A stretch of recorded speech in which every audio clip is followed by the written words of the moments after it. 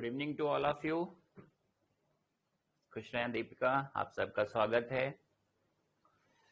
Good evening.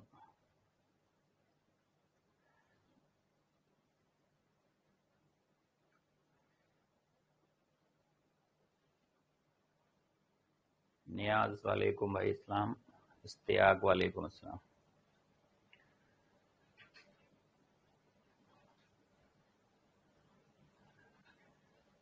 चलें भाई, आप सब लोग लाइव आ जाएं। और आज का केमिस्ट्री का जो क्लास है केमिकल बॉन्डिंग का, जैसा कि हम लोगों ने थोड़ा बहुत एक बॉन्ड के बारे में तो खैर पढ़ रखा है। एक बॉन्ड के बारे में पढ़ रखा है। आज जो बचे हुए 3 बॉन्ड हैं जो मुख्यतः, उनके बारे में हम लोग बात करेंगे। ठीक है, देखिए आपको आवाज वगैरह आ रही है?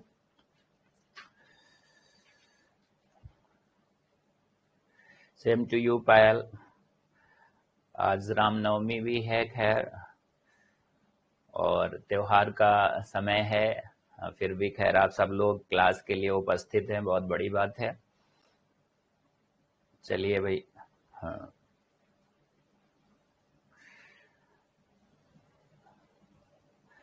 बिल्कुल ठीक है। जब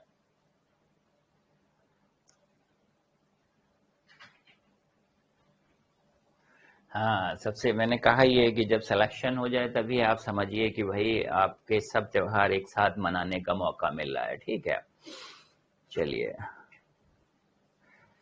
सेम टू यू रोहित। हाँ चल, बिल्कुल सौरभ, तुरंत शुरू करते हैं हम लोग। और जितने लोग भाई उपस्थित हैं, तो आज हम लोग उनका स्वागत करते हैं। और हाँ, आज की जो क्लास है वो केमिकल बॉन्डिंग से रिलेटेड है, हम लोग बात करते हैं। ठीक है,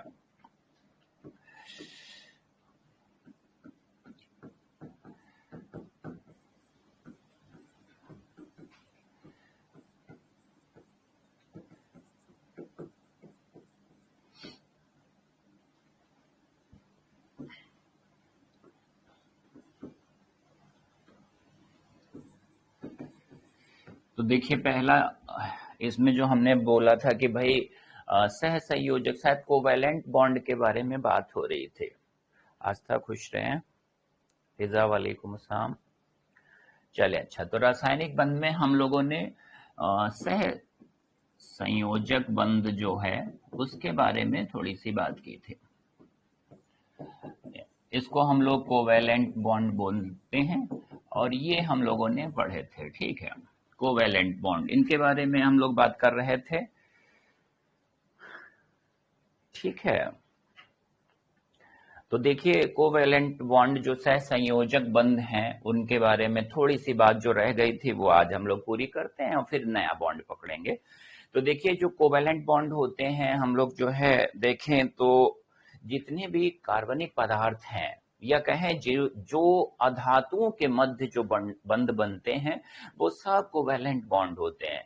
अधातु, जैसे कि हम लोग कहें कि भाई जो है पीरियोडिक टेबल में जो कहा जाए कि भाई बाईं तरफ रखे हुए हैं, उनको सबको हम अधातु कहते हैं, जो गैसीय अवस्था में मुख्यतः पाए जाते हैं। तो अधातु जो है वो विद्युत के कुचालक होते हैं, गैसीय अवस्था में पाए जाते हैं, और ये पीरियोडिक टेबल में बाईं तरफ रखे गए हैं। जैसे कि कार्बन हो गया, जैसे कि हम लोग कहें ऑक्सीजन हो गया, जैसे कि सल्फर हो गया, जैसे फ्लोरीन हो गया, जैसे क्लोरीन हो गया, जैसे हाइड्रोजन भी धातुओं की श्रेणी में भी रखा गया है, धातुओं की श्रेणी में भी रखा गया है। हाइड्रोजन अभी 2 स्थानों पे रखा गया है, अभी तक उसको जो है एक स्थान जो है नहीं निर्धारित हो पाया है। तो आप देखिए कि जितने भी अधातुएं होती हैं, या जो इलेक्ट्रो अगर हम लोग कहें नेगेटिव एलिमेंट्स होते हैं, उनमें सब में जो है कोवैलेंट बॉन्ड पाए जाते हैं। अच्छा, जितने कार्बनिक पदार्थ हैं, जैसे कि हम लोग शुगर की बात करते हैं, हम लोग प्रोटीन की बात करते हैं, हम लोग जो है विटामिन की बात करते हैं, हम लोग शर्करा की बात करते हैं, जितने कार्बनिक पदार्थ हैं, क्वेश्चन आएगा आपसे कि कार्बनिक पदार्थों में कौन सा बंध पाया जाता है, तो आप तुरंत कहेंगे कि भाई कोवैलेंट बॉन्ड मिलता है। और कोवैलेंट बॉन्ड जो है वो मुख्यतः कहाँ पाया जाएगा? अधातुओं के मध्य बनने वाला बॉन्ड है, इलेक्ट्रॉनों की शेयरिंग से बनने वाला बॉन्ड होता है। और ये जो बॉन्ड होता है बहुत जल्दी टूटता है, जैसे हीट देंगे तुरंत टूट जाएगा। तो इनके जो क्वथनांक होते हैं, बॉइलिंग पॉइंट्स जो होते हैं, या मेल्टिंग पॉइंट्स होते हैं, क्वथनांक गलनांक बहुत ही कम होते हैं। तो इनके क्वथनांक गलनांक कम होते हैं। धातुओं के मध्य बनने वाले बंध को हम लोग कोवेलेंट बॉन्ड कहते हैं। कार्बनिक पदार्थों में पाए जाने वाले बंधों को हम लोग सहसंयोजक बंध कहते हैं और इनके क्वथनांक और गलनांक निम्न होते हैं। ये इनकी मुख्य जो है बातें थी। अब अगर हम लोग और बात कर रहे थे कि सिंगल बॉन्ड, डबल बॉन्ड और ट्रिपल बॉन्ड, उसमें एक क्वेश्चन कैसे पूछा जाता है उसको समझते हैं। देखिए, हमने बात की थी कि भाई देखिए ये सिंगल बॉन्ड है और उसके बाद जो है ये डबल बॉन्ड है और ये ट्रिपल बॉन्ड है। इस तरीके से 3 बना दिए गए। ये है कोवैलेंट बॉन्ड, लेकिन इनकी जो है इस तरीके से बात की जाती है कि भाई ये single bond, double bond, triple bond की बात। तो इसमें क्वेश्चन ये आ जाता है, क्वेश्चन आएगा आपसे कि इनमें से किसकी ऊर्जा ज्यादा होती है, किसकी क्रियाशीलता, क्रिएटिविटी ज्यादा होती है, कौन ज्यादा क्रिएटिव है, कौन ज्यादा रिएक्टिव हम बोल सकते हैं उससे, तो रिएक्टिविटी ज्यादा होती है। पूछा जाता है कि कौन सा बॉन्ड जो है सबसे लंबा होता है, कौन सा शॉर्ट बॉन्ड होता है। तो इस तरीके से ये आपको मैचिंग कराने में दे दिए जाते हैं। कभी कभी कह दिया जाता है इनमें से कौन सा बंध जो है वो सबसे लंबा बंध होगा, या बंध की लंबाई किस आधार पे निकाली गई है। तो अगर देखा जाए तो वो हमें उसकी डाटा नहीं मतलब है, लेकिन उसकी जो है बंध की ऊर्जा जो है वो आवश्यक है, और उसकी जो है अगर क्रियाशीलता के बारे में, रिएक्टिविटी के बारे में और बंध की लंबाई के बारे में हमें जानकारी होना चाहिए। तो एक हम लोग जो है यहाँ पे बनाए दे रहे हैं, आप देखिए भाई। तो जो बंध लंबाई है इसको हम लोग कह सकते हैं बॉन्ड लेंथ। तो जो बॉन्ड लेंथ का जो है अगर कहा जाए कि उसकी कैसे घटेगी, बढ़ेगी, क्या होगी, तो ये एक आपका ये चार्ट ये बना लें कि भाई एकल जो बंध होता है उसकी लंबाई बहुत ज्यादा होती है, 1.54 जो है एंगस्ट्रॉम के आसपास होती है, इसकी 1.2 एंगस्ट्रॉम में होती है। तो ये सबसे ज्यादा लंबा बंध है, ये छोटा बंध है।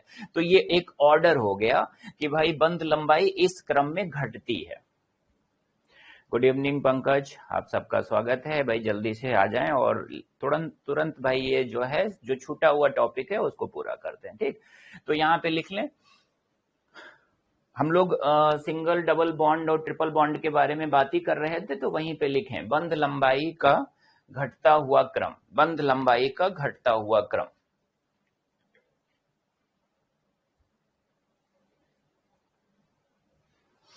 बंध लंबाई का, आलमगीर कल डिस्कशन हुआ था, ठीक है, तो कल क्लास नहीं हो पाया था, आज क्लास है। आज आप जब तक पढ़ना चाहेंगे तब तक क्लास है, ठीक है। तो लिख लें बंध लंबाई का घटता हुआ क्रम ये है। अगर हम लोग यहाँ पे वैल्यू भी लिखना चाहें तो ये इस तरीके से एंगस्ट्रॉम में है, और इसकी जो लंबाई होती है वो इतने एंगस्ट्रॉम की है। अब चलिए लिख रहे हैं तो तीनों लिख देते हैं, ये डाटा से थोड़ा सा आपको याद रहेगा, ठीक है। बंध लंबाई का घटता हुआ क्रम, जल्दी से लिखें। Pradyumna good evening. बॉन्ड की लंबाई का मतलब होता है, जैसे ही हम लोग यहाँ पे लिखते हैं ना, कार्बन का सिंगल बॉन्ड है तो ये इतनी दूरी पे होता है, ये हाइड्रोजन एटम इतनी दूरी पे होगा। अगर ट्रिपल बॉन्ड लग गया है तो उसकी लंबाई कम हो जाएगी, ये है। चलिए, तो ये एक ऑर्डर ये हो गया। फिर बंध ऊर्जा, देखिए भाई बंध ऊर्जा, ये तो बंध ऊर्जा बॉन्ड एनर्जी की बात की जा रही है। बॉन्ड एनर्जी ये किसकी ज्यादा होती है, तो देखिए भाई इसमें ये ट्रिपल बॉन्ड की ज्यादा होती है, फिर डबल बॉन्ड की, और फिर ये सिंगल। बंध ऊर्जा जो है वो अगर हम लोग लिखें तो ये 194 किलो कैलोरी मोल के रिस्पेक्ट में आती है, और ये है 143 किलो कैलोरी पर मोल, और ये होती है 120 किलो कैलोरी, नहीं सॉरी 83, सॉरी, तो ये देखिए 83 किलो कैलोरी पर मोल। तो ये है हम लोगों का बॉन्ड एनर्जी जो है सबसे अधिक किसकी होती है, ट्रिपल बॉन्ड की। इसीलिए सबसे अगर कहा जाए कि देखिए ये तोड़ना आसान है, इतनी ऊर्जा की भाई जरूरत है, ठीक है। ट्रिपल बॉन्ड जो है उसकी बॉन्ड एनर्जी सबसे अधिक होती है।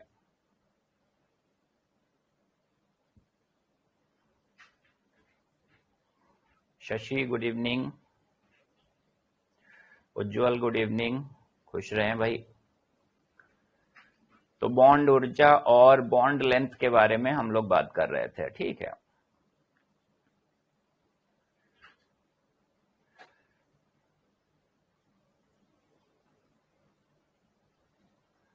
अच्छा क्लियर शशि, अभी क्लास शुरू हुई है, क्लियर नहीं है स्क्रीन।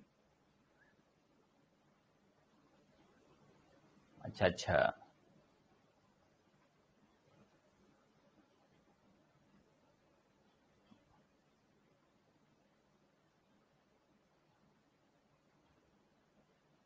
कैमरे की सेटिंग करें, ब्लर हो रही है स्क्रीन वो।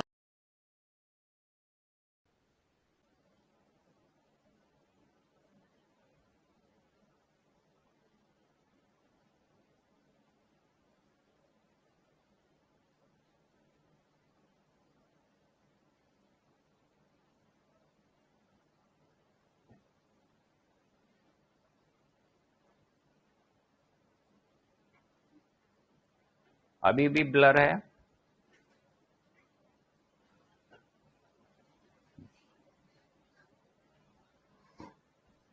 अब दिख रहा है।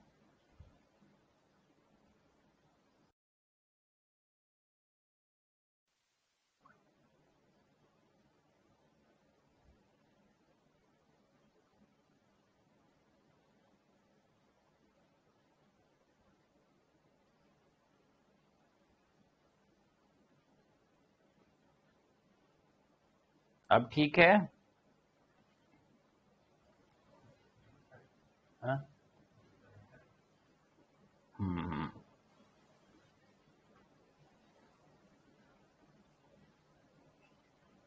हाँ कुछ जो है।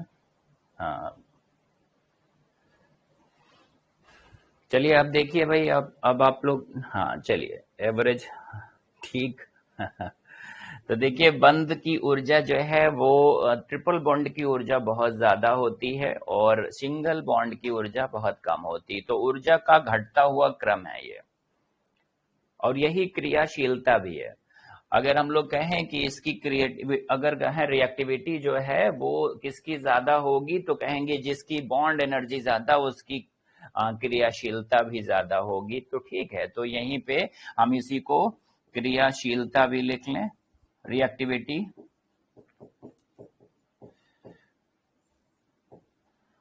तो तीन ये बातें हैं कि भाई सिंगल बॉन्ड की किसकी लेंथ ज्यादा होती है और किसमें ऊर्जा ज्यादा होती है। कोवेलेंट बॉन्ड में हम लोग बात कर रहे थे, ठीक है। रोहित खुश रहे भाई, आप एचडी क्वालिटी आ गई। चलिए अच्छा, ये नोट कर लें, बंद की लंबाई हम लोग जो लिख रहे हैं single bond, double bond, triple bond में, उसमें पता होना चाहिए कौन सा बॉन्ड कितनी लेंथ पे रहेगा। तो उसका भाई ट्रिपल बॉन्ड जैसे ही हम लोग लगाएंगे, शॉर्ट बॉन्ड होता है, ऊर्जा ज्यादा होती है उसमें, और इसी वजह से वो ज्यादा जो है रिएक्टिव बॉन्ड होता है, ठीक है। तो चलिए भाई, इतना नोट करने के बाद लिखिए, कुछ गुण हैं इसके सहसंयोजक बंधों के, वो लिख लें। क्रियाशीलता का मतलब ये ज्यादा बॉन्ड जो है वो रिएक्टिव है, ये बहुत तेजी से, भाई अगर कहा जाए कि ये ज्यादातर गैसियस मॉलिक्यूल में मिलेगा, ठीक है। और ये मिलेंगे तो ज्यादातर गैसियस में ही, और ये ज्यादा जो है जल्दी यही हम लोग कहें कि भाई बनने की यही कोशिश करता है बॉन्ड, ठीक है। क्रियाशीलता का मतलब यही होता है कि भाई जो ज्यादा जल मतलब इसको ऊर्जा ज्यादा चाहिए है ना, तो ये बनाने के लिए प्रयत्न करता है।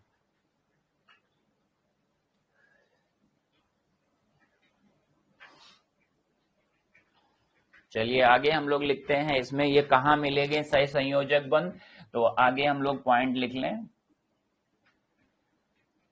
कुछ पॉइंट्स हैं नोट कर लें। चलिए अच्छा, अब आप सह संयोजक बंधों के बारे में हाँ लिखें। ये लिखें, सह संयोजक बंध मुख्यतः अधातुओं, नॉन मेटल्स में पाया जाता है। सह संयोजक बंध, कोवेलेंट बॉन्ड, मुख्यतः अधातुओं में पाया जाता है, अधातुओं में पाए जाते हैं।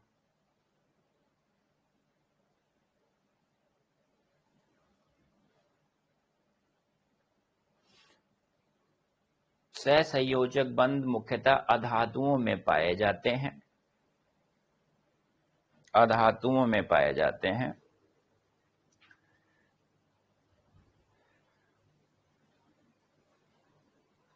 इनके यौगिक गैसीय अवस्था में या द्रव अवस्था में उपस्थित रहते हैं, या इनके यौगिक गैसीय अवस्था या द्रव अवस्था में पाए जाते हैं। इनके यौगिक गैसीय अवस्था या द्रव अवस्था में पाए जाते हैं। इनके यौगिक गैसीय अवस्था या द्रव अवस्था में पाए जाते हैं। विद्युत के कुचालक होते हैं, मतलब कि ये इलेक्ट्रिसिटी को कंडक्ट नहीं करते हैं। विद्युत के कुचालक होते हैं, गैसीय या द्रव अवस्था में पाए जाते हैं। अधातुओं के मध्य बनने वाले बंध को हम लोग सहसंयोजक बंध कहते हैं। विद्युत के कुचालक होते हैं, गैसीय अवस्था द्रव अवस्था में पाए जाते हैं।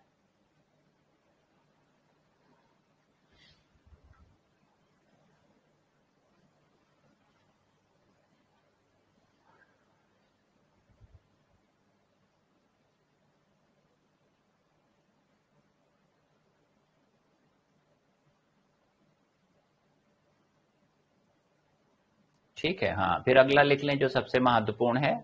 लिखें सहसंयोजक बंध दिशात्मक होते हैं, डायरेक्शनल होते हैं, मतलब कि उनकी एक दिशा होती है। तो लिखें सहसंयोजक बंध दिशात्मक होते हैं, डायरेक्शनल होते हैं। ठीक है,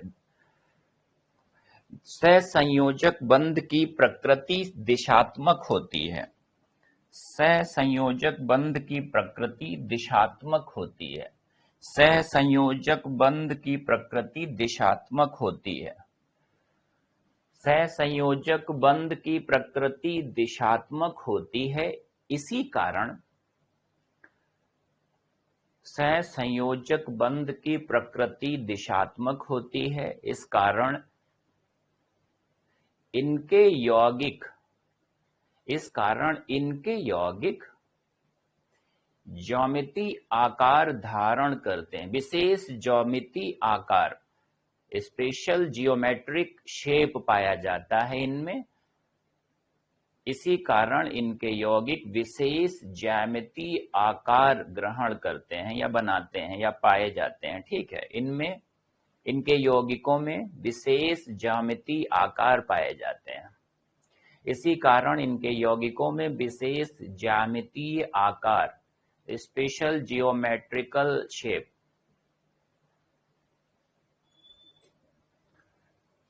जैसे कि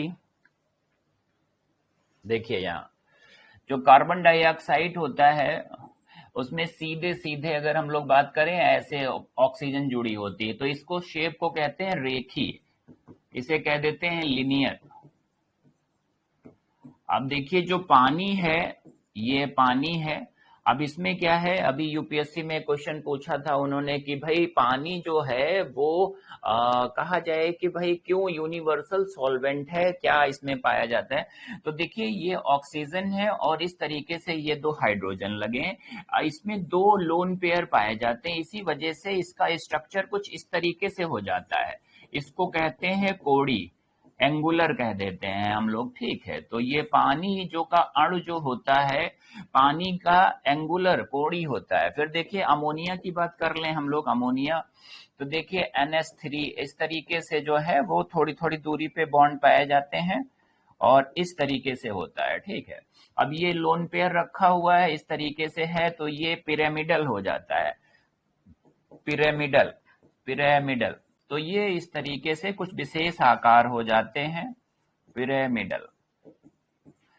लास्ट में जो है हम लोग मेथेन का लिख लेंगे, मेथेन, ये इतने नोट कर लें, 1 2 3 और 4 इस तरीके से। मेथेन का देखिए अगर हम लोग कहें तो इस तरीके से होता है, यहाँ पे भी H है, ये H है, ये। अब इसको जो है चतुष्फली कह देते हैं, संरचना चतुष्फली, मतलब टेट्राहेड्रल स्ट्रक्चर ये होता है, टेट्राहेड्रल स्ट्रक्चर पाया जाता है मेथेन में। और इसमें हाइड्रोजन कार्बन और हाइड्रोजन के मध्य बॉन्ड 109 डिग्री 28 मिनट का होता है। ये देखिए, ये हाइड्रोजन कार्बन हाइड्रोजन के मध्य इतना बॉन्ड होता है, ठीक है, ये आप याद रखेंगे। ठीक, चतुष्फली संरचना होती, कार्बन डाइऑक्साइड की रेखी होती है, पानी की कौड़ी संरचना होती है, अमोनिया की पिरामिडल होती है और मीथेन की चतुष्फली संरचना होती है।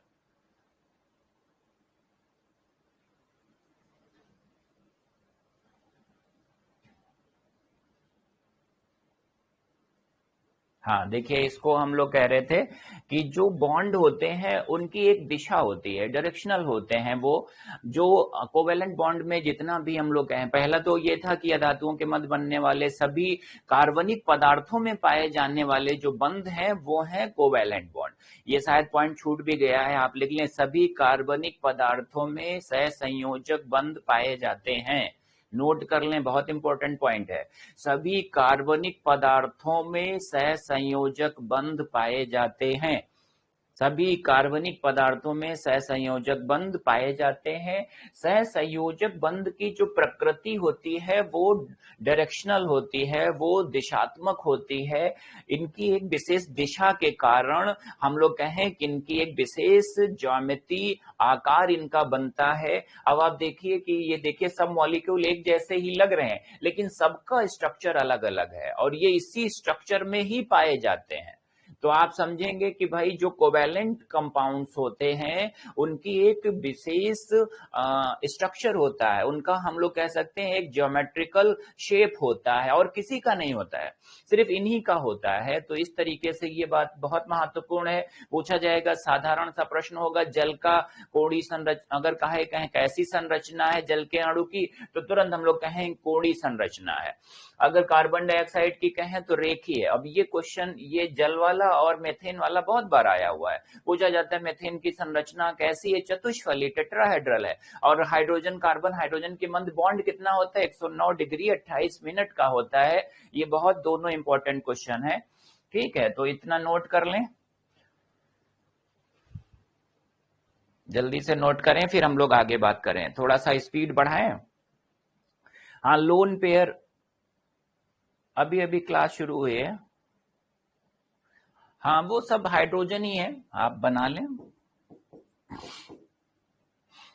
ठीक है, ये लोन पेयर क्या होता है, देखिए, दो इलेक्ट्रॉनों के युग्म को हम लोग इलेक्ट्रॉन युग्म कह देते हैं, तो इनको लोन पेयर कहा जाता है। जैसे कि देखिए, ऑक्सीजन के पास 6 इलेक्ट्रॉन बाह्य कोश में थे, उसने एक के साथ साझा कर लिया, एक के साथ साझा कर लिया, तो उसके पास 4 बचे ना, तो 4 दो दो के 2 लोन पेयर बन गए। इनको कहते हैं इलेक्ट्रॉन युग्म, को ही हम लोग लोन पेयर कह देते हैं।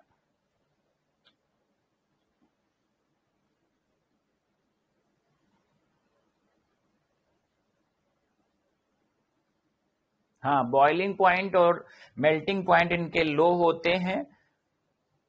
विद्युत का अगर कहा जाए, इनके अंदर जो है, अगर कहा जाए कि शुद्ध जल हो तो उसमें फ्री इलेक्ट्रॉन्स नहीं मिलेंगे, तो विद्युत को जो है ये कुचालक हो जाते हैं, ये अचालक हम लोग बोल सकते हैं कि इनमें विद्युत का प्रवाह नहीं होता है।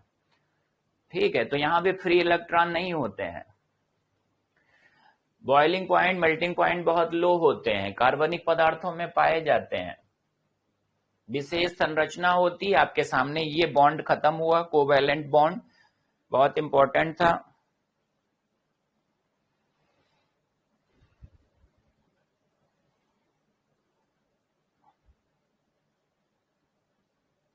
हाँ, क्वेश्चन इसमें ऐसे पूछे जाएंगे, कह दिया जाएगा कि भाई मीथेन की संरचना कैसी होती है, तो आप तुरंत ऑप्शन ढूंढेंगे चतुष्फली। फिर आएगा कि भाई मीथेन में कार्बन हाइड्रोजन के मध्य एंगल कितना होता है, तो कहेंगे 109 डिग्री 28 मिनट।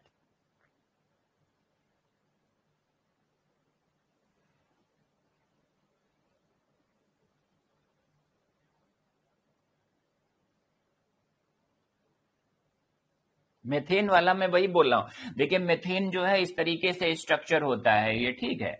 इसकी संरचना चतुष्फली है, 4 हाइड्रोजन ऐसे जुड़े हुए हैं। अब यहाँ से हाइड्रोजन कार्बन हाइड्रोजन के बॉन्ड अगर कहा जाए, ये देखिए सब 109 डिग्री बॉन्ड है। ये वाला ले लें चाहे ये वाला ले लें, सब 109 डिग्री बॉन्ड है। 109 डिग्री पे ही सब जुड़े हुए हैं, इसीलिए आप इसका एक विशेष आकार है, ये आपको जो है आपको दिखेगा भी इस तरीके से। और ये सब बिल्कुल शेप फिक्स हैं, ये जान लें आप। चलिए अब आगे बढ़ते हैं हम लोग। अगले पॉइंट पे नोट कर लिया ना आपने, 109 डिग्री 28 मिनट।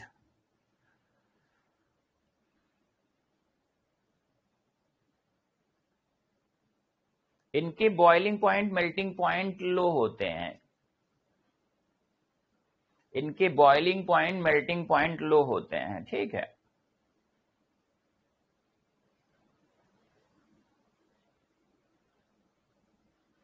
जो आयन ना बनाए, जो जो टूटे ना आयंस के रूप में, वो सभी कार्बनिक पदार्थ। चलिए आगे बढ़ते हैं हम लोग। नेक्स्ट जो है, अब देखिए पानी वाला हम लोग फिर से देखे ले रहे हैं। अब यहाँ पे दो इसके लोन पेयर्स हैं, 2 इलेक्ट्रॉनों के युग्म पाए जा रहे हैं। तो ये क्या करता है, इस वाले बॉन्ड को, ये जो शेयरिंग वाला बॉन्ड है, इसको हम दिखा रहे हैं, आप देखिए इसका 1 इलेक्ट्रॉन था, इसका 1 इलेक्ट्रॉन था, इसने इन्होंने साझा किया था, ठीक है। साझे से इलेक्ट्रॉन, अब यहाँ पे देखिए ये ऑक्सीजन है, इसका 1 इलेक्ट्रॉन है, इसका 1 इलेक्ट्रॉन, इनको इन्होंने शेयरिंग की थी। अब इसकी इसके ऊपर लोन पेयर है, इसमें इलेक्ट्रॉन की डेंसिटी ज्यादा है। तो ये लोन पेयर होते हैं, ये अन्य अगर कहा जाए जो लोन पेयर होते हैं वो बॉन्ड को अपनी तरफ खींचते हैं।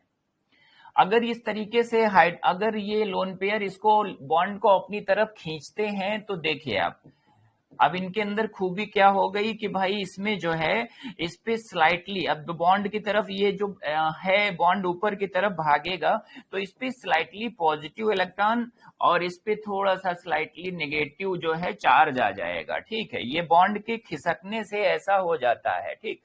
अब इस वजह से जब उस पे किसी भी मॉलिक्यूल पे जब स्लाइटली पॉजिटिव और नेगेटिव चार्ज डेवलप हो जाता है, तो उसे हम लोग कहते हैं डाईपोलर, उसे कहा जाता है डाईपोलर। हम लोग ध्रुवी उसे कह देते हैं, ध्रुवी कंपाउंड कह देते हैं।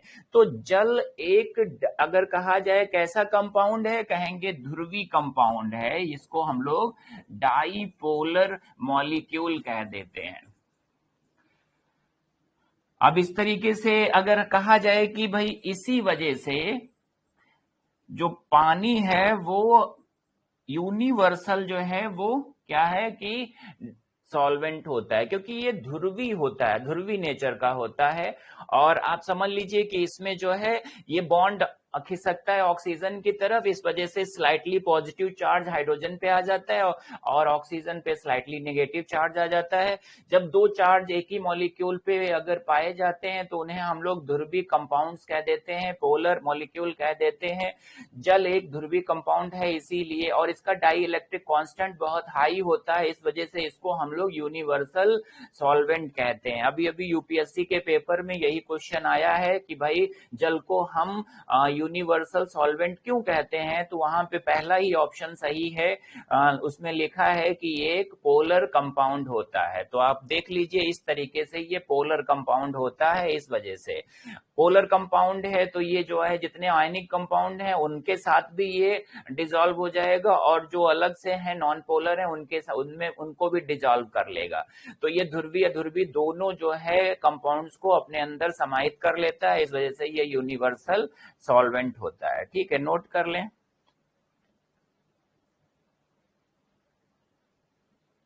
हाँ बिल्कुल।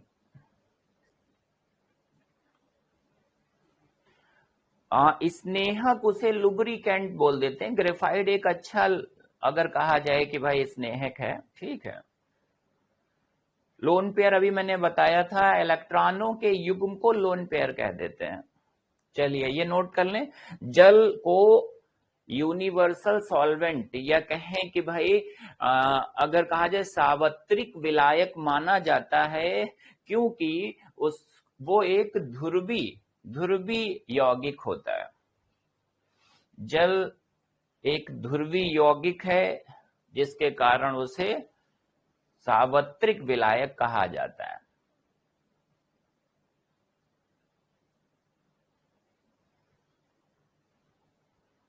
नाइट्रोजन पे एक लोन पेयर होता है।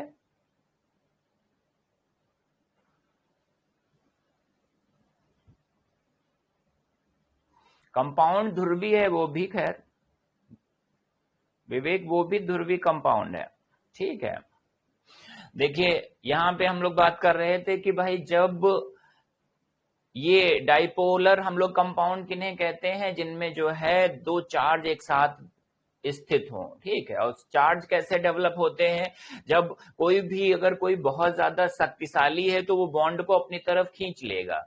जैसे ही बॉन्ड खिसकेगा तुरंत उस पे जो है स्लाइटली पॉजिटिव चार्ज आ जाएगा, क्योंकि और जिधर जो बॉन्ड की तरफ इलेक्ट्रॉन लेगा उस पे नेगेटिव चार्ज हो जाएगा। हमने पहले ही बोला है जो इलेक्ट्रॉन देता है वो पॉजिटिव, जो लेता है वो नेगेटिव। इस वजह से ये बॉन्ड पेयर ये अट्रैक्ट कर लेता है, अपनी तरफ बढ़ा लेता है, तो इस पे नेगेटिव चार्ज और इस पे पॉजिटिव चार्ज हो जाता है। ऐसे स्ट्रक्चर को हम लोग डाइपोलर कहते हैं, ध्रुवी यौगिक बोलते हैं। इसी प्रकृति के कारण पानी जो है वो सार्वत्रिक विलायक है, यूनिवर्सल सॉल्वेंट है। चलिए अच्छा, फिर से हम लोग जो है हाँ लिख लें। पानी एक सार्वत्रिक विलायक होता है क्योंकि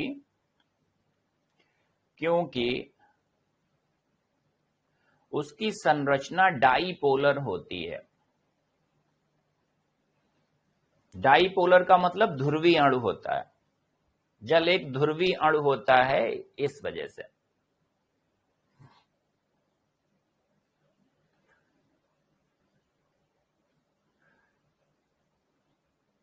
लिख लें, जल एक सार्वत्रिक विलायक है, यूनिवर्सल सॉल्वेंट कहते हैं, क्योंकि वो ध्रुवी संरचना रखता है, पोलर मॉलिक्यूल है, पोलर यौगिक है, ठीक है। तो चलें भाई आगे बढ़ते हैं, अगले टॉपिक पे बढ़ते हैं।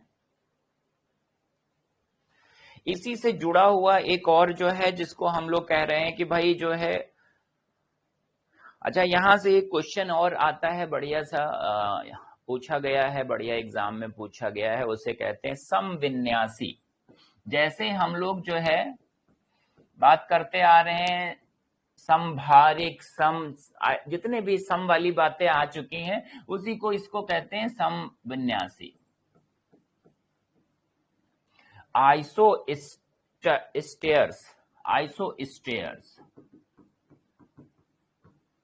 देखिए समविन्यासी क्या है, इसको नोट कर लें।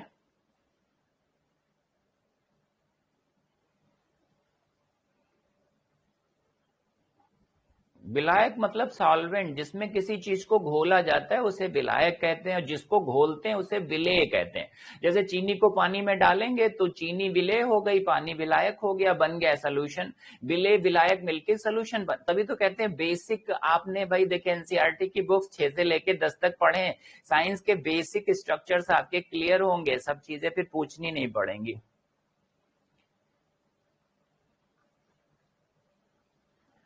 जब दो ध्रुव एक साथ आते हैं तभी उसको ध्रुवी बोलते हैं। ध्रुवी जैसे ध्रुव क्या होता है, ध्रुव तो एक ध्रुव को बोलते हैं ना, वैसे ही जब डाइपोलर, इसीलिए डाई का मतलब दो और पोल का मतलब ध्रुव, मतलब समझे भाई।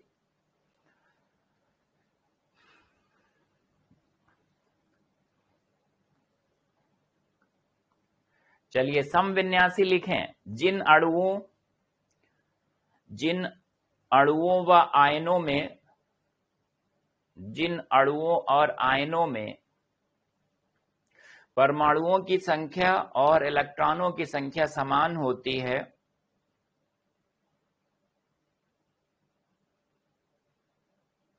जिन अणुओं में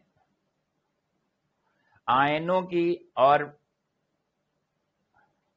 लिखें, जिन अणुओं व आयनों में, अणुओं अथवा आयनों में परमाणुओं की संख्या तथा इलेक्ट्रॉनों की संख्या समान होती है समविन्यासी कहलाते हैं। परमाणुओं की संख्या समान हो और उसमें इलेक्ट्रॉनों की संख्या समान हो तो समविन्यासी कहलाते हैं। वे यौगिक या वे आयन जिसमें परमाणुओं की संख्या तथा इलेक्ट्रॉनों की संख्या समान होती है समविन्यासी कहलाते हैं। आइसोस्टेयर्स बोल देते हैं, ठीक है।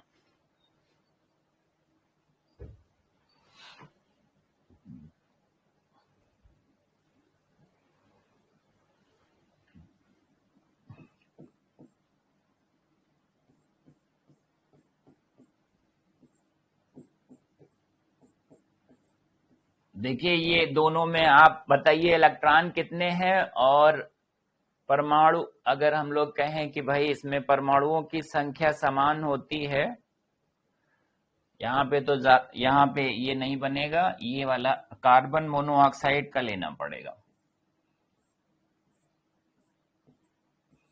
ये है, देखिए इनमें देखिएगा, ये देखिए इसमें कितने परमाणु बताएं, इसमें दोनों में कितने कितने हैं, यहाँ 2 परमाणु हैं, यहाँ पे 2 परमाणु हैं। इलेक्ट्रॉन बताएं, इसमें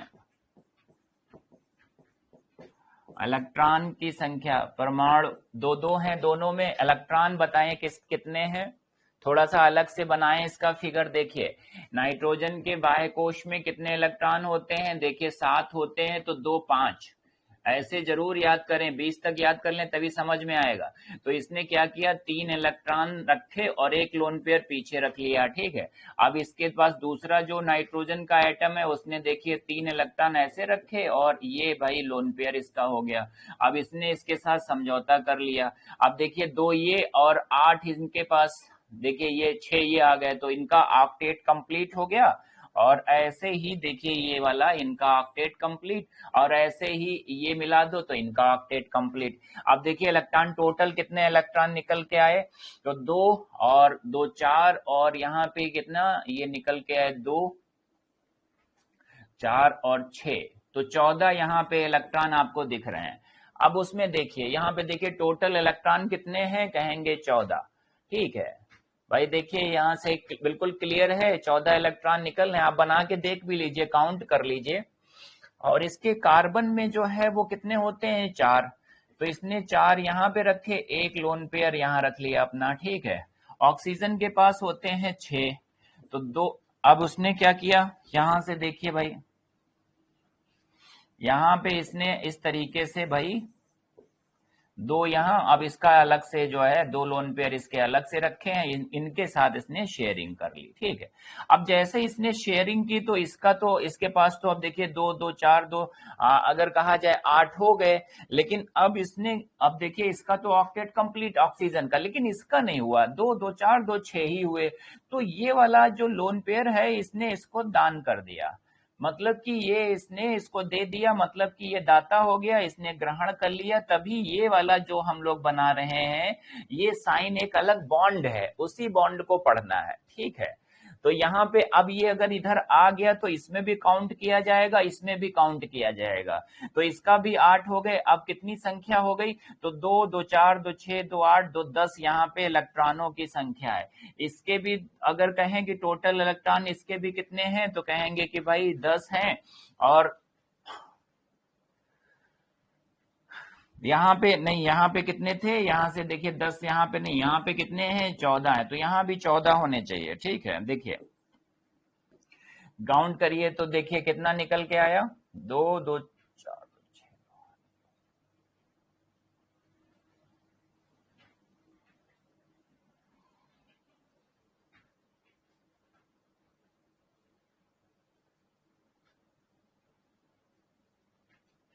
इसमें कितने निकले थे, नहीं यहाँ पे भाई 14 नहीं काउंट करें, देखिए 6 4 10 ही हैं भाई, यहाँ पे भी गलत, इसको सही से काउंट नहीं किया गया। देखिए 2 2 4 और 6 ये हैं, तो 4 6 10 हुए, और इसमें भी देखिए 2 और ये 4 और ये 6 10 ही हुए। यहाँ पे गलती से लिख गया 14, लेकिन नहीं भाई 10 10 हैं। तो ऐसे जो तत्व होते हैं या ऐसे जो यौगिक होते हैं जिनमें परमाणु और इलेक्ट्रॉनों की संख्या समान होती है उन्हें समविन्यासी कहते हैं। हाँ हाँ 10 ही हैं, 10 हैं, 10 हैं। हाँ भाई वो 14 गलती से लिख गया था वो कार्बन के। तो चले यहाँ 10-10 की, तो ये सब क्या यौगिक कहलाते हैं। अब ये तभी आप समझ पाएंगे जब इस तरीके से आपको बनाना आता होगा। समविन्यासी जैसे हमने कहा था कि भाई जो समस्थानिक हैं, समभारिक हैं, सम इलेक्ट्रॉनिक हैं, सम न्यूट्रॉनिक हैं, आइसोडाइफर्स हैं। एक और यहाँ पे मिल गया हमें समविन्यासी।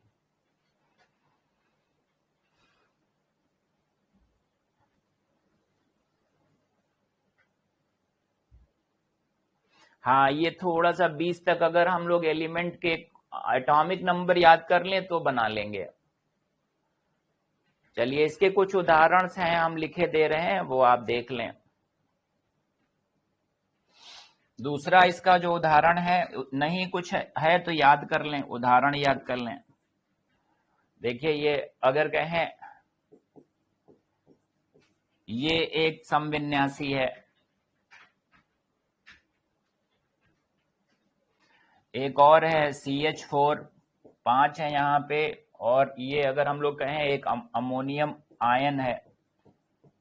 हाँ ये वाला ये भी 5-5 है, ये 3-3 है, सब में इलेक्ट्रॉन भी समान है। और इसको हम लोग बोल रहे थे N2 और CO। तो ये समविन्यासी है, ये समविन्यासी है, ये समविन्यासी है। इतने इतने याद कर लें फिर।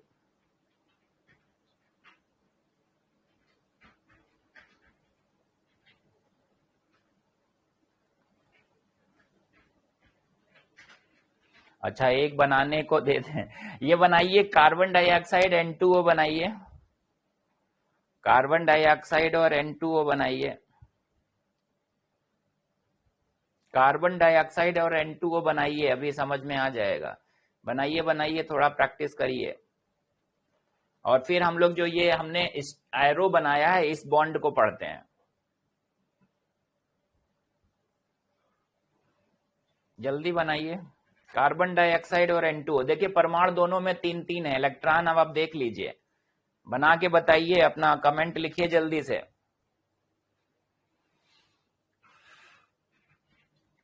यही तो सीखना है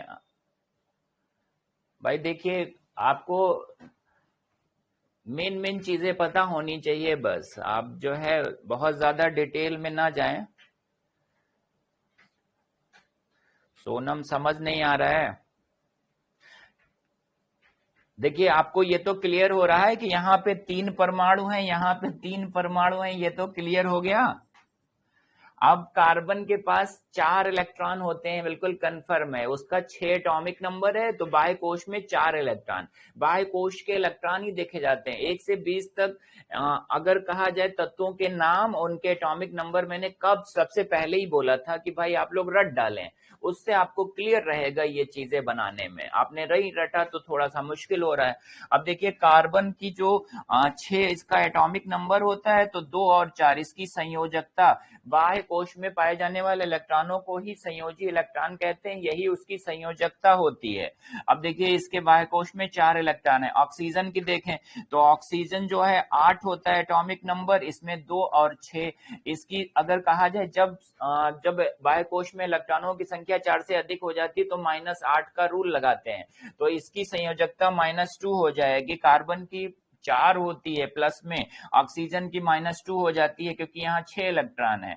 अगर ये आपको तभी पता चल पाएगा जब आप एटॉमिक नंबर 1 से 20 तक याद रखेंगे, तत्वों के नाम याद करेंगे, ऐसे नोट करेंगे तब। और मैंने नोट भी कराया है भाई, आप लोग याद नहीं कर रहे हैं इसका मतलब। अगर अब ये पता चल गया है तो आप बनाना जान जाएंगे। देखिए हम ऊपर बना रहे हैं, समझिए। कार्बन डाइऑक्साइड है, कार्बन के पास देखिए इस तरीके से 4 इलेक्ट्रॉन है। ऑक्सीजन के पास आपको पता है कि भाई 6 इलेक्ट्रॉन है। अब इसने इसके साथ समझौता, यहाँ ऐसे लिखेंगे अब इस तरीके से, और यहाँ पे इस तरीके से इसने इसके साथ समझौता, इसने अब इतना कर लिया। अब देखिए इस ऑक्सीजन को देखिए, 2 2 4 2 6 2 8, इसका ऑक्टेट कंप्लीट हो गया। इसका ऑक्टेट ऑक्सीजन का इसको मिला के देखिए 8 हो गए। अब कार्बन के पास 4 4 थे तो 4 के साथ शेयरिंग कर लिया, इसका भी ऑक्टेट कंप्लीट। अब इसके पास भी देखिए 2 2 4 2 6 2 8, इसका भी कंप्लीट हो गया, 8 8 8 हो गए। अब इसमें इलेक्ट्रॉन कितने हैं काउंट कर लें, 2 2 4 2 6 2 8 2 10 2 12 2 14 2 16 इलेक्ट्रॉन इसमें निकलेंगे। अब अगर कहें कि भाई टोटल इसमें 16 इलेक्ट्रॉन आ गए। अब एक है N2O, अब N2O को बनाते हैं तो N2O कैसे बनेगा, अगर कहें कि भाई देखिए एक N है एक N है और ये ऑक्सीजन है, ठीक है, ऐसे ही हम लोग लिखते हैं और उसके हिसाब से बना लेते हैं। तो यहाँ पे देखिए इसके पास क्या है, अगर कहें कि भाई 3 इलेक्ट्रॉन है यहां से, तो नहीं, इसके साथ देखिए क्या समझेंगे इसको, नाइट्रोजन है, ऑक्सीजन के पास जो है 6 इलेक्ट्रॉन है, तो इसके साथ ये क्या करेगा भाई 2 इलेक्ट्रॉन की इससे शेयरिंग कर लेगा। तो देखिए इसका ऑक्टेट कंप्लीट हो गया। अब देखिए 2 2 4 2 6 इसका हो गया, डबल बॉन्ड यहाँ पे बन गया। अब इसके पास 5 बचे अभी, तो एक के साथ इसने क्या किया, यहाँ से नाइट्रोजन के साथ, नाइट्रोजन के पास भी जो है 5 हैं क्योंकि इसका भी 7 होता है तो वो 5 बचते हैं, और यहाँ पे एक लोन पेयर ऐसा बच गया, ठीक है भाई 5 थे तो ये, अब इसने इसको दान कर दिया क्योंकि पता है इसके पास कितने थे, तो 5 हम लोग ऐसे बना लेते हैं कि यहाँ पे जो है 3 और ये जो है अगर हम लोग कहें कि भाई ये ऐसे बना लेते हैं, अलग अलग दिखाने के लिए ऐसे बनाया जाता है, इस पे अलग बनाए तो इस पे अलग बनाए। तो देखिए इसके साथ एक के साथ शेयरिंग हो गई, तो यहाँ पे 2 लोन पेयर बचे थे, तो ठीक है। अब आप देखेंगे यहाँ से इसका ऑक्टेट कंप्लीट, नाइट्रोजन का देखिए 2 शेयरिंग है, 2 ये 6 है, 2 8 इसका भी हो गया, और इसके पास 5 थे एक के साथ शेयरिंग, तो 2 2 4 2 6 2 इसको दे दिए गए, तो इसका भी ऑक्टेट कंप्लीट। इलेक्ट्रॉन कितने हो गए, 2 2 4 2 6 2 8 2 10 2 12 और 2 जो है 14 2 16 इसमें भी आ गए, इसमें भी 16 थे, ये है।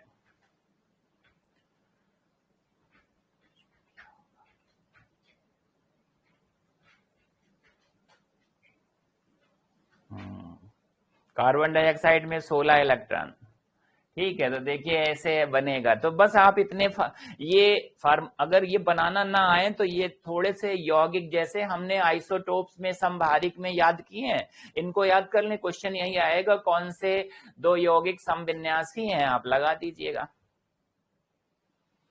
चलिए आगे पढ़ते हैं, लिखें भाई अगला, ये नोट करिए, फिर आगे ये जो एरो बना रहे हैं ये वाला बॉन्ड पढ़ते हैं, ये आ रहा है आपको परेशान कर रहा है, इसको बारे में पढ़ लें तो आपको आसानी हो जाएगी।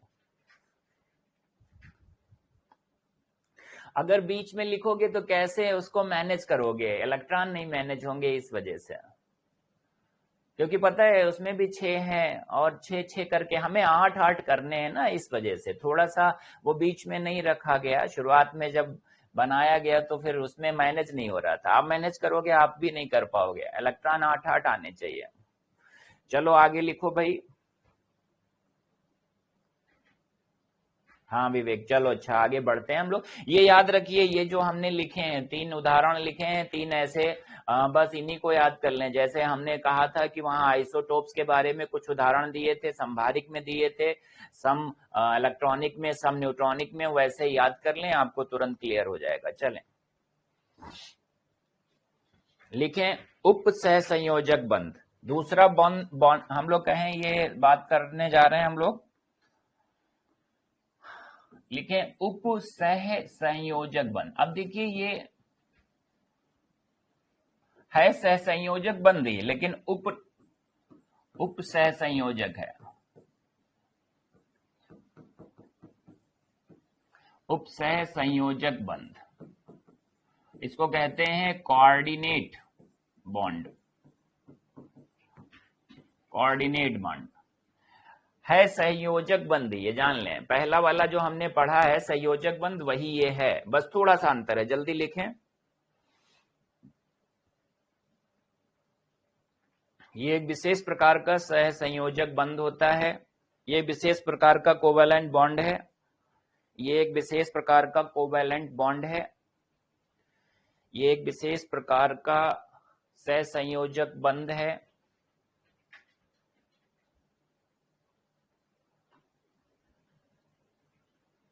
ये एक विशेष प्रकार का सह संयोजक बंध है जिसमें 2 परमाणु परस्पर साझे के एक इलेक्ट्रॉन युग्म से बंधे रहते हैं, जिसमें दो परमाणु परस्पर साझे के इलेक्ट्रॉन युग्म को ही हम लोग लोन पेयर कहते हैं, जिसमें दो परमाणु परस्पर साझे के इलेक्ट्रॉन युग्म से परस्पर बंधे रहते हैं, जिसमें दो परमाणु परस्पर साझे के एक इलेक्ट्रॉन युग्म से बंधे रहते हैं। जो इलेक्ट्रॉन युग्म देता है उसे दाता परमाणु कहते हैं। जो इलेक्ट्रॉन युग्म देता है उसे दाता परमाणु, डोनर एटम कहते हैं। जो इलेक्ट्रॉन युग्म देता है उसे दाता परमाणु। हाँ, फिर से लिख लें। ये एक विशेष प्रकार का कोवेलेंट बॉन्ड है। पहला पॉइंट, ये एक विशेष प्रकार का कोवेलेंट बॉन्ड है जिसमें दो परमाणु परस्पर साझे के इलेक्ट्रॉन युग्म से बंधे रहते हैं। देखिए, कोवेलेंट बॉन्ड है तो साझेदारी से बॉन्ड बनेगा, ये तो कंफर्म है। कुछ चीजें तो बिल्कुल कंफर्म है। सहसंयोजक बंध साझे से इलेक्ट्रॉन बनाता है, तो ये एक सहसंयोजक बंध होता है। इसमें दो परमाणु परस्पर साझे के इलेक्ट्रॉन युग्म से परस्पर बंधे रहते हैं। साझे के इलेक्ट्रॉन युग्म से परस्पर बंधे रहते हैं। जो इलेक्ट्रॉन युग्म देता है उसे दाता परमाणु, जो ग्रहण करता है उसे ग्राही परमाणु कहते हैं। जो इलेक्ट्रॉन युग्म देता है उसे दाता परमाणु, जो इलेक्ट्रॉन युग्म देता है उसे दाता परमाणु, जो इलेक्ट्रॉन युग्म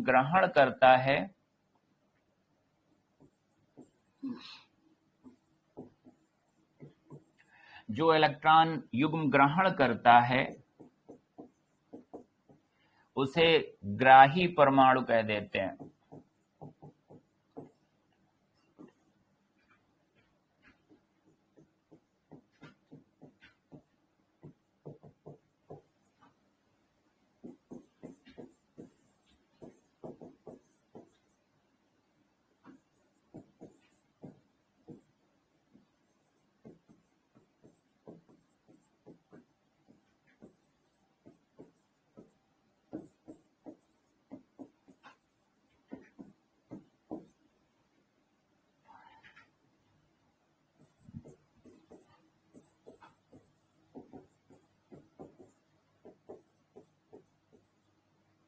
जो इलेक्ट्रॉन युग्म देता है उसे दाता परमाणु, जो ग्रहण करता है उसे ग्राही परमाणु कहते हैं।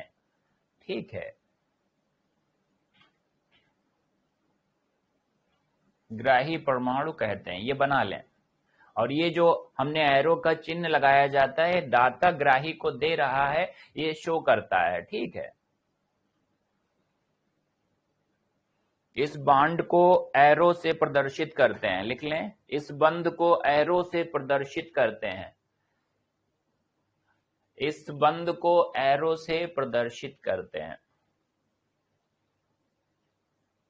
इस बंध को एरो से प्रदर्शित करते हैं। इसमें दो इलेक्ट्रॉन एक साथ लोन पेयर में ही जाएगा, डोनेट होगा, लोन पेयर ही। इसमें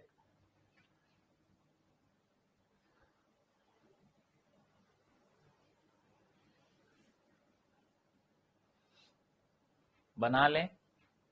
उदाहरण देखिए हम दे रहे हैं, आप देखें। अभी जो कार्बन मोनोऑक्साइड का बनाया गया, अब उसको थोड़ा सा अच्छे से हम बनाए दे रहे हैं, आप लोग समझिए।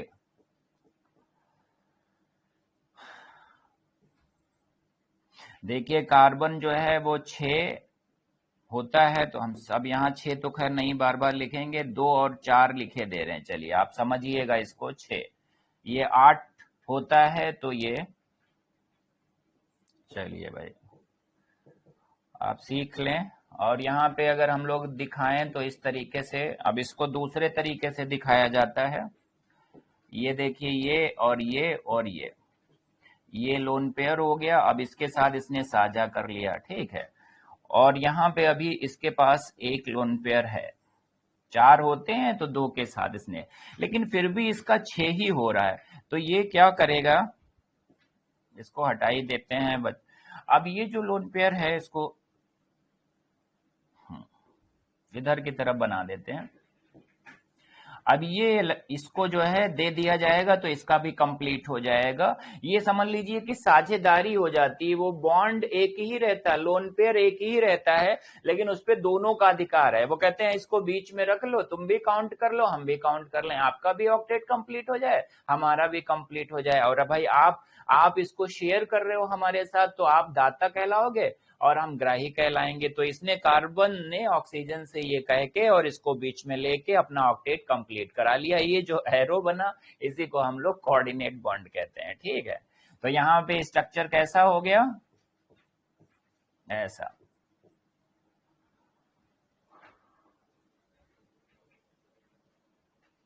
ठीक है, समझ में आ गया।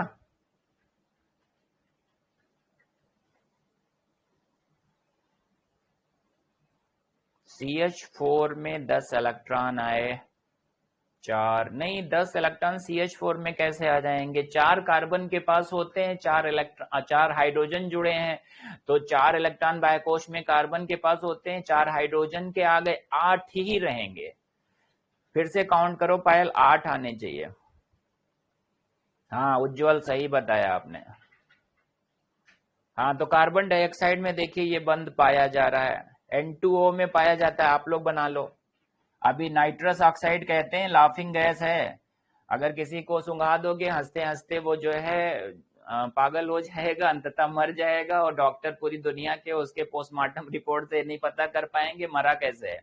तो देखिए N2O जो है ये नाइट्रस ऑक्साइड होता है, इसी को लाफिंग गैस कहते हैं। इसका स्ट्रक्चर बना लो, आप लोग अपने तरीके से बनाओ जिससे पता चल जाए कि ये कोऑर्डिनेट बॉन्ड इसमें है।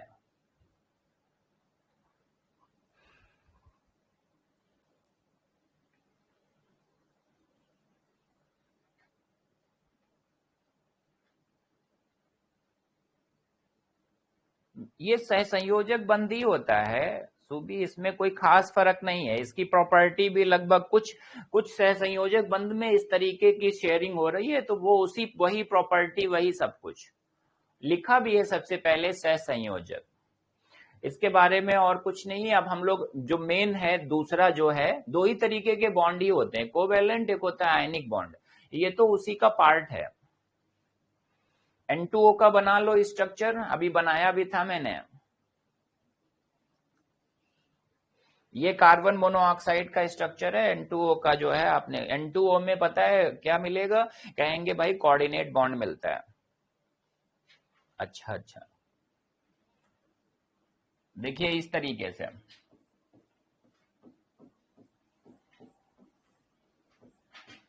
ये है नाइट्रस ऑक्साइड का स्ट्रक्चर।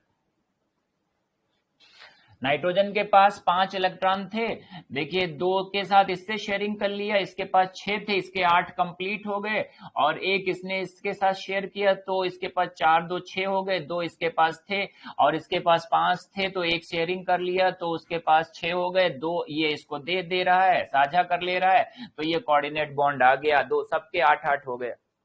चलिए अब आगे लिखिए आयनिक बंध, आयनिक बंध, आयनिक बंध,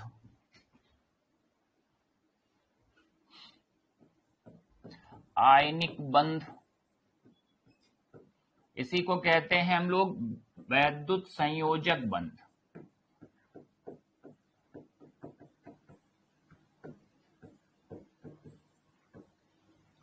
इसी को आयनिक बोलते हैं, आयनिक बॉन्ड, और इसी को कहते हैं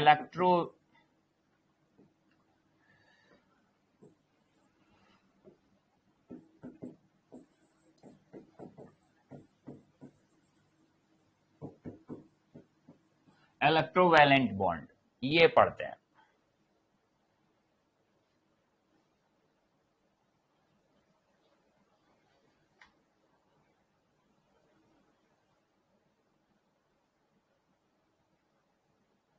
चलिए ठीक है, इलेक्ट्रोवैलेंट बॉन्ड के बारे में अब देखिए ये किन में होता है, क्या होता है, तो इसको समझें।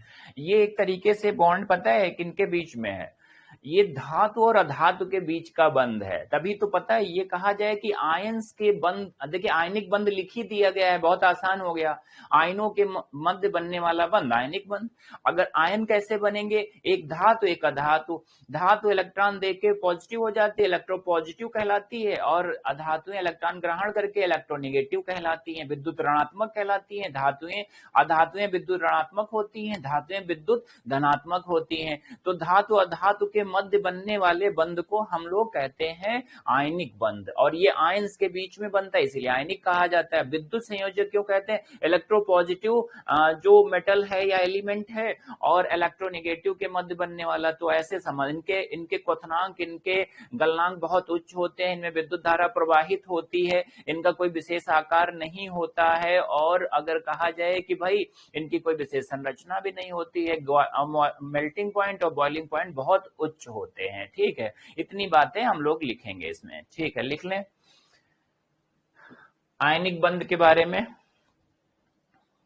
अच्छा, इसकी परिभाषा क्या होगी, परिभाषा ये होगी कि भाई देखिए, अगर कहा जाए इसमें, वहां तो शेयरिंग, आप हमेशा याद रखो, कोवैलेंट बॉन्ड कोऑर्डिनेट बॉन्ड में इलेक्ट्रॉनों की शेयरिंग होती है, और यहां पे ट्रांसफर होता है, इलेक्ट्रॉन का ट्रांसफर होता है। तो लिखिए, दो परमाणुओं के मध्य इलेक्ट्रॉनों के स्थानांतरण से, ट्रांसफर ऑफ इलेक्ट्रॉन से ये बंध बनते हैं। लिखें, दो परमाणुओं के मध्य इलेक्ट्रॉनों के स्थानांतरण से ये बंध बनते हैं। दो परमाणुओं के मध्य इलेक्ट्रॉनों के ट्रांसफर से ये बंध बनते हैं। हाँ, जैसे NaCl। लिखें, दो परमाणुओं के मध्य इलेक्ट्रॉनों के स्थानांतरण से ये बंध बनते हैं।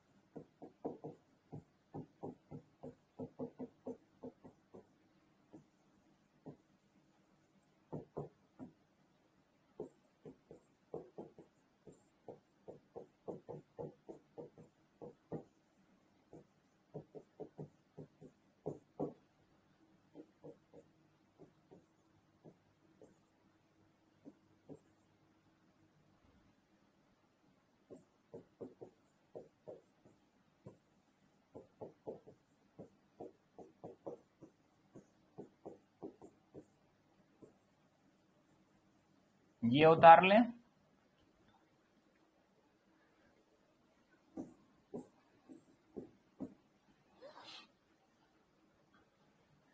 देखिए, ये सब धातु हैं, ये अधातु हैं।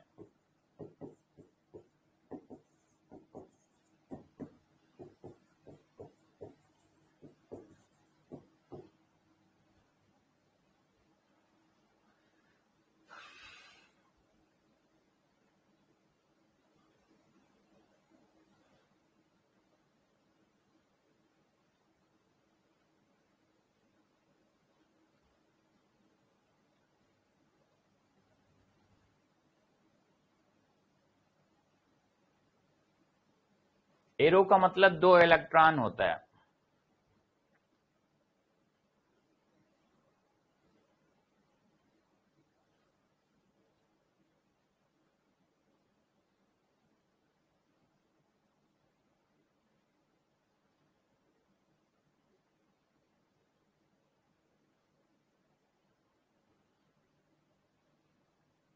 देखिए, कुछ क्लियरिटी में प्रॉब्लम है, ब्लर हो गया फिर से।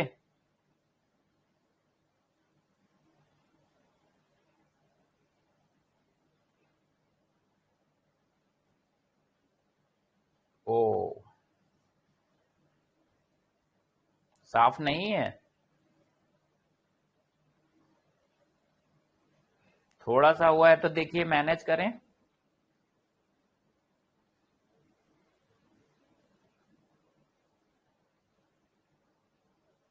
हाँ हाँ, ठीक है, ठीक।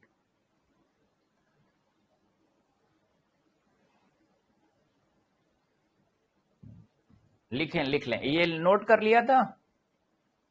आगे लिखें। जब एक प्रबल धन विद्युतीय तत्व प्रबल ऋण विद्युतीय तत्व से संयोग करता है तो इलेक्ट्रोवैलेंट बॉन्ड बनता है, आयनिक बॉन्ड बनता है। जब एक प्रबल धन विद्युतीय तत्व प्रबल ऋण विद्युतीय तत्व से संयोग करता है, लिखें, अगला पॉइंट लिखें। जब प्रबल धन विद्युतीय तत्व प्रबल ऋण विद्युतीय तत्व से संयोग करता है, प्रबल ऋण विद्युतीय तत्व से संयोग करता है,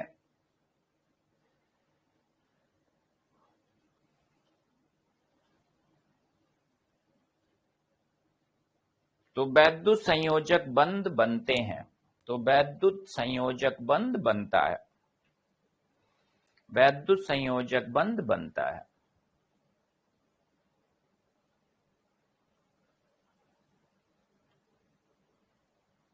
वैद्युत संयोजक बंध बनता है। जब प्रबल धन विद्युतीय तत्व प्रबल ऋण विद्युतीय तत्व से संयोग करता है तो वैद्युत संयोजक बंध बनता है।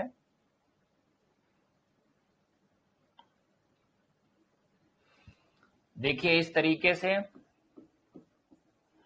281 और क्लोरीन 287 17 11।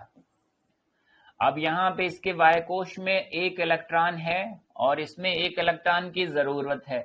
ठीक है, तो ये क्या करेगा, अपना एक जो इलेक्ट्रॉन है वो ये वाला इलेक्ट्रॉन हम कहें ये वाला, ये इसको दे देगा। ऐसे जब दे देगा तो इस पे प्लस का चिन्ह आ जाएगा और इस पे माइनस का, क्योंकि इसने ग्रहण कर लिया है। अब ये जो प्लस है ये आयन बन गए, इसको हम लोग क्या बोलेंगे कि भाई ये ऋणायन बन गया। ऋणायन, ऋणायन को हम लोग कहते हैं एनायन, और ये बन गया धनायन। धनायन को कहा जाता है कैटायन। ये आयन के दो रूप होते हैं। अब ये जो पॉजिटिव नेगेटिव है ये एक दूसरे को अट्रैक्ट करेंगे और यहीं से ये देखिए इस तरीके से हम लोग जो है डॉटेड डॉटेड लाइन बना देते हैं और इस तरीके से NaCl में ये बॉन्ड पाया जाता है, आयनिक बॉन्ड पाया जाता है। जैसे ही इसको पानी में घोलेंगे तो ये आयंस के रूप में तुरंत घुलित हो जाएगा, घुल जाएगा और सोडियम आयन क्लोराइड आयन बन जाएगा और यही विद्युत का प्रवाह कर देगा। अगर बिल्कुल साधारण जल है और उसमें कोई आयंस नहीं होते हैं, जो अशुद्ध जल हम लोग कहते हैं, विद्युत का जो है वो कुचालक होता है, लेकिन उसमें आधा चम्मच नमक डाल दीजिए तुरंत उसमें विद्युत धारा बहने लगेगी। ठीक है, तो ये कारण है, इसके कारण है। उदाहरण ये है, नोट कर लें।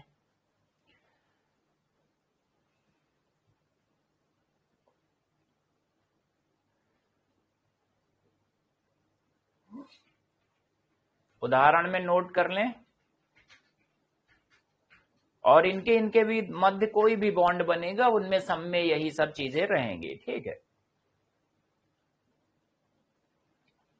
आयनिक बंध कहां मिलेगा, कहेंगे जब प्रबल धन विद्युतीय तत्व प्रबल ऋण विद्युतीय तत्व से कोई संयोग करेगा तो उसे वैद्युत संयोजक बंध कहेंगे, वही आयनिक बंध है। और ये जल में अगर कहा जाए जैसे ही घोले जाते हैं विद्युत का ये चालन करने लगते हैं, विद्युत का प्रवाह इसमें होने लगता है, क्योंकि यहाँ पे मुक्त इलेक्ट्रॉन पाए जाते हैं, ये आयंस हैं तो ये मुक्त इलेक्ट्रॉन के जैसे काम करने लगते हैं। तो इसमें लिख लें 2 पॉइंट्स, ये वो उदाहरण नोट करने के बाद लिखें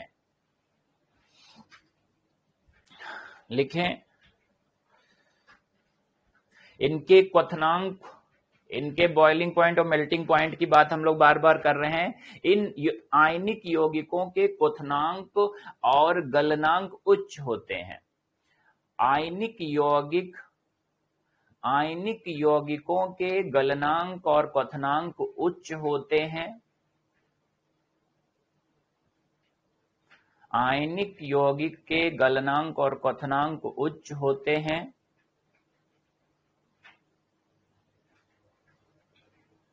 अगला पॉइंट लिखें, आयनिक यौगिक गलित अवस्था में, जब उन्हें हम लोग वो गल जाते हैं तब, गलित मॉल्टन स्टेट उसे बोल देते हैं, गलित अवस्था। आयनिक यौगिक गलित अवस्था तथा विलयन में विद्युत सुचालक होते हैं। आयनिक यौगिक गलित अवस्था में या विलयन में विद्युत सुचालक होते हैं। आयनिक यौगिक गलित अवस्था या विलयन में विद्युत सुचालक होते हैं, विद्युत सुचालक होते हैं, विद्युत सुचालक होते हैं।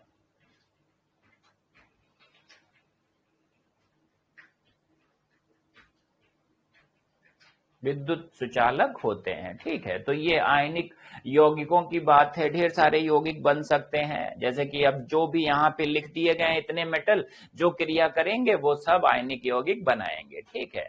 चलिए अगला हम लोग पढ़ते हैं, यहां से आगे बढ़ते हैं।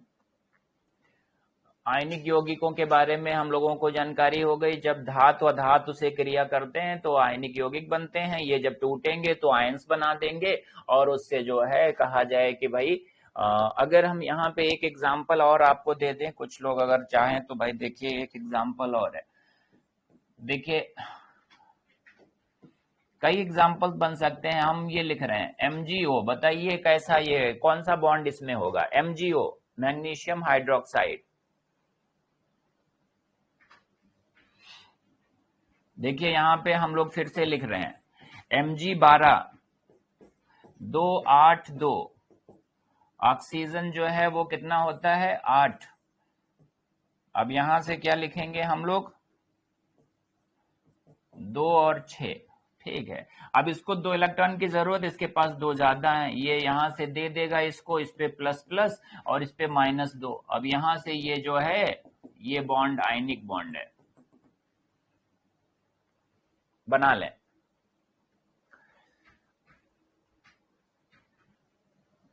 इसीलिए सबसे शक्तिशाली होता है क्योंकि ये आयंस के मध्य ये बॉन्ड पाया जाता है।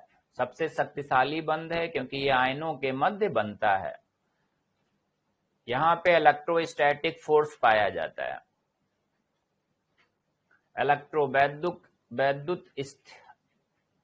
इलेक्ट्रोस्टैटिक बल पाया जाता है, वैद्युत स्थैतिक फोर्स यहाँ पे मिलता है, बल मिलता है, ठीक है। लिख लें ये बंध सबसे शक्तिशाली होता है, ये बंध सबसे शक्तिशाली होता है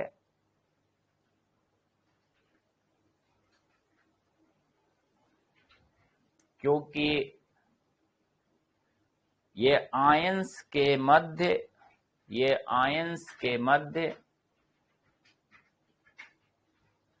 क्योंकि ये आयंस के मध्य बनता है, आयंस के मध्य बनता है। यहाँ पर वैद्युत स्थैतिक बल पाया जाता है, यहाँ पे इलेक्ट्रोस्टैटिक फोर्स मिलता है भाई। तो यहाँ पे इलेक्ट्रोस्टैटिक फोर्स की बात की गई है, ठीक है।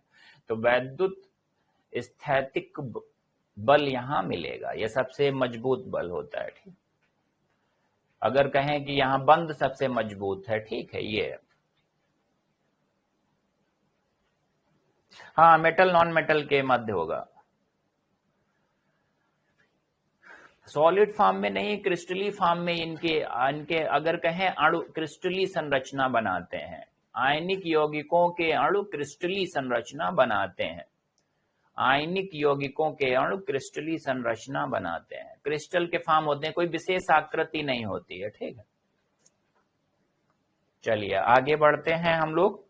अब जो यहां से अगर सबसे लास्ट में बचा है हम लोग कहेंगे हाइड्रोजन बॉन्ड।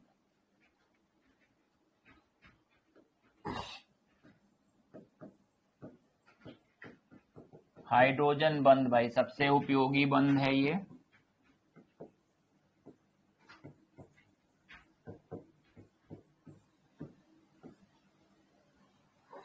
हाइड्रोजन बंध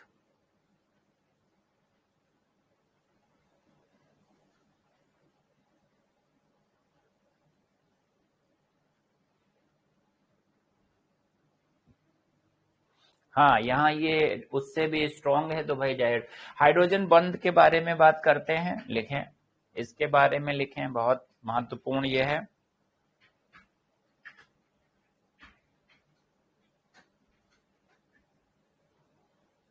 लिखें, एक प्रबल ऋण विद्युतीय तत्व, एक प्रबल ऋण विद्युतीय तत्व, अभी हमने लिखा था वहां पे इलेक्ट्रोनेगेटिव एलिमेंट्स की बात की जा रही है, स्ट्रॉन्गेस्ट इलेक्ट्रोनेगेटिव एलिमेंट्स की बात की गई है, ठीक है। लिखें, एक प्रबल ऋण विद्युतीय तत्व, एक प्रबल ऋण विद्युतीय तत्व से जुड़े हाइड्रोजन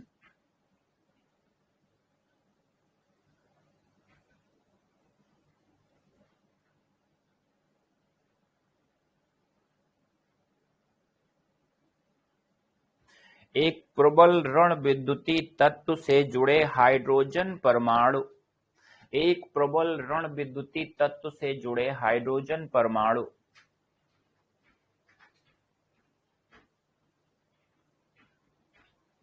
एक प्रबल ऋण विद्युतीय तत्व से जुड़े हाइड्रोजन परमाणु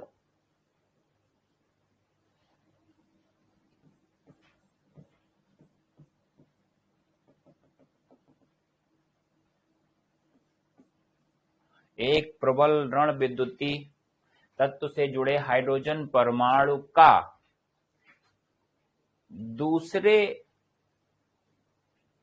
दूसरे यौगिक के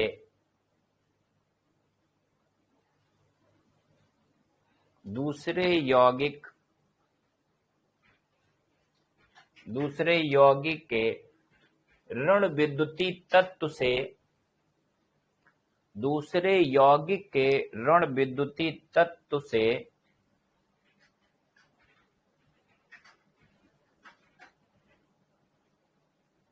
दूसरे यौगिक के ऋण विद्युतीय तत्व से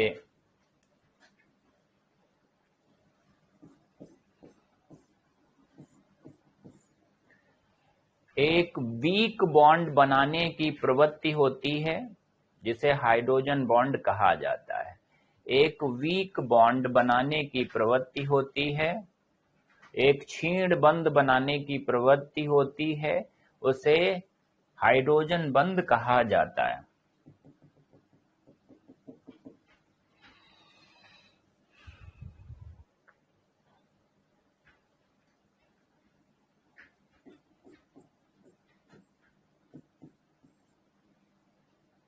जैसे कि भाई देखिए, यहां से अगर हम लोग बात करें,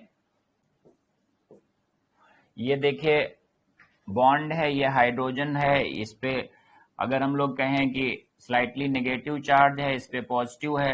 अब ये किसी दूसरे जो है यौगिक से, अगर उसको हम बी मान लेते हैं, उससे भी एक बॉन्ड बनाने की प्रवृत्ति रख रहा है,